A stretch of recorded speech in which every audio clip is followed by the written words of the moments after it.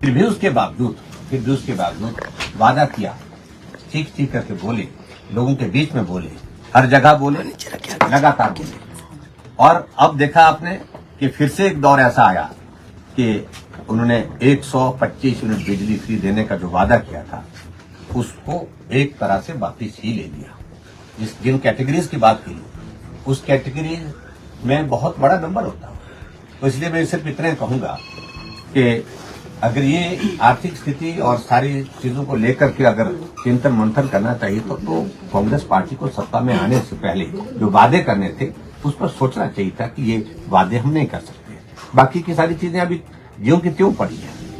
और हिमाचल प्रदेश में जो दौर आज की तारीख में चल रहा है, चाहे वो बेरोजगारों की जो नौकरी की बात है, बेरोजगार पिछले 18-19 महीने से इंतजार कर रहे हैं, जो एग्जाम दे के रखे हैं उनके परिणाम लंबित हैं, अभी तक निकले नहीं।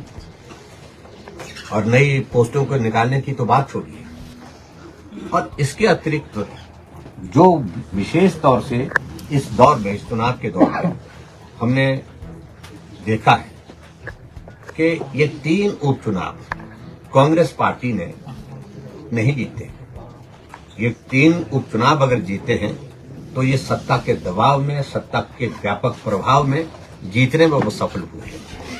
कहीं यही चुनाव अगर लोकसभा के चुनाव के साथ हो गए होते, जब 6 उपचुनाव भी हुए थे उसके साथ होते, तो परिणाम अलग तरह के होते।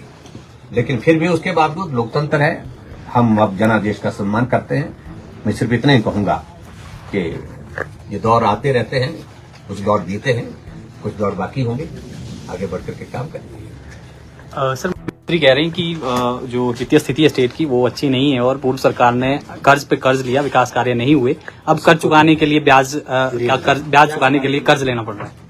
देखिए, मैं इन सारी चीजों को लेकर के अब ज्यादा कहने चाह रहा हूँ। मैं यही कहूंगा कि 6 महीने मुख्यमंत्री यही रोते रहे कि कर्ज दे रखा है, कर्ज दे रखा है, कर्ज दे रखा है।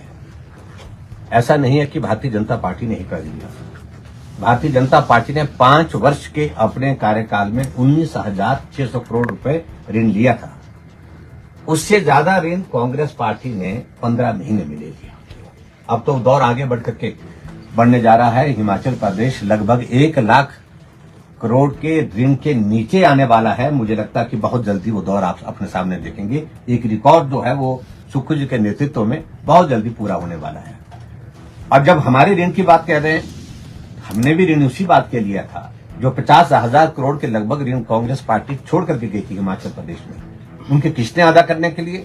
और किस्तें अदा करने के साथ ब्याज की जो वो किस्तें थी वो भी अदा करने के लिए, तो हमको भी लोन उसी बात के लिए लेना पड़ा। लेकिन एक बात है कि जब हमने अगर हिमाचल प्रदेश में उस वक्त लोन दिया तो काम पूरे प्रदेश के हर विधानसभा क्षेत्र में युद्ध स्तर पर चला। सड़कों का काम, पुलों का काम, स्कूल के भवन का काम, हॉस्पिटल का काम, विकास के कार्य चल रहे थे। लेकिन यहाँ 18-19 महीने से जब से कांग्रेस पार्टी की सरकार सत्ता में आई है, ऋण लिए जा रहे हैं, लेकिन प्रदेश के विकास कार्य ठप पड़े हैं, रुके पड़े हैं। कहीं भी विकास नाम की कोई चीज दिखती नहीं है। मुख्यमंत्री ने घोषणा दे रखी है, कर रखी है, घोषणा पूरी नहीं हुई। सांसदों ने घोषणा की है, इनके सांसद ने घोषणा जो थे उन्होंने घोषणा की है, वो पूरी नहीं हुई। मंत्रियों ने घोषणा करके रखी है, कोई पूरी नहीं हो रही है। अभी तक हिमाचल प्रदेश में जो भी उद्घाटन कर रहे हैं मुख्यमंत्री जी, तो साथ में इस बात का भी थोड़ा सा वो ध्यान रखें कि वो शिलान्यास की पट्टिका को भी देखें।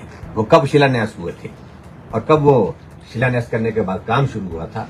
बजट प्रोविजन उसमें जो है भारतीय जनता पार्टी की सरकार में कितना दिया गया था, जिसका वो शिलान्यास करने के बाद उद्घाटन कर रहे हैं। सर, कल केंद्र का बजट भी पेश होना है, क्या कहना है, कितनी उम्मीद है? मैं आदरणीय प्रधानमंत्री नरेंद्र मोदी जी को बधाई देता हूं और केंद्रीय वित्त मंत्री निर्मला सीतारमण जी को भी बहुत बहुत बधाई देता हूं। और ये देश के इतिहास में पहली बार है 60 वर्षों के अंतराल में जब एक व्यक्ति जो है वो लगातार तीसरी बार प्रधानमंत्री बनकर के देश का नेतृत्व कर रहे हैं।